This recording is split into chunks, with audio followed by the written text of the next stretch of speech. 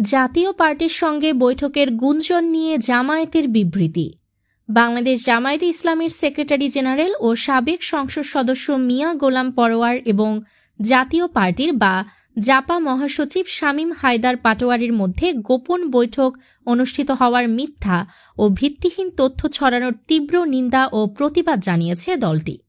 সোমবার 10 নভেম্বর জামায়াতের সহকারী সেক্রেটারি জেনারেল এবং কেন্দ্রীয় প্রচার ও মিডিয়া বিভাগের প্রধান অ্যাডভোকেট এহসানুল মাহবুব জুবায়ের এক বিবৃতিতে এ নিন্দা জানান।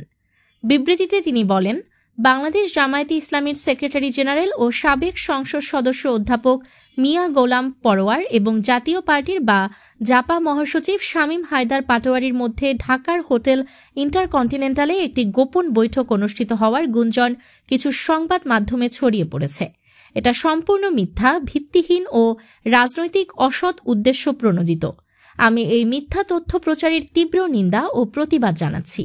তিনি আরও বলেন, বাস্তবে এ ধরনের কোনো বৈঠক বা সাক্ষাৎ হয়নি। কিছু গণমাধ্যম অসৎ রাজনৈতিক উদ্দেশ্যে জনমনে বিভ্রান্তি সৃষ্টির অপচেষ্টা করছে, যা অত্যন্ত দুঃখজনক ও নিন্দনীয়। এ ধরনের গুজব ও অসত্য সংবাদের প্রতি বিভ্রান্ত না হওয়ার জন্য আমি দেশবাসীকে আহ্বান জানাচ্ছি। পাশাপাশি সংশ্লিষ্ট গণমাধ্যমগুলোকে এ ধরনের মন গড়া ও রাজনৈতিক অসৎ উদ্দেশ্য প্রণোদিত নিউজ প্রকাশ থেকে বিরত থাকার অনুরোধ জানাচ্ছি। নিউজ ডেস্ক, আলোকিত প্রতিদিন।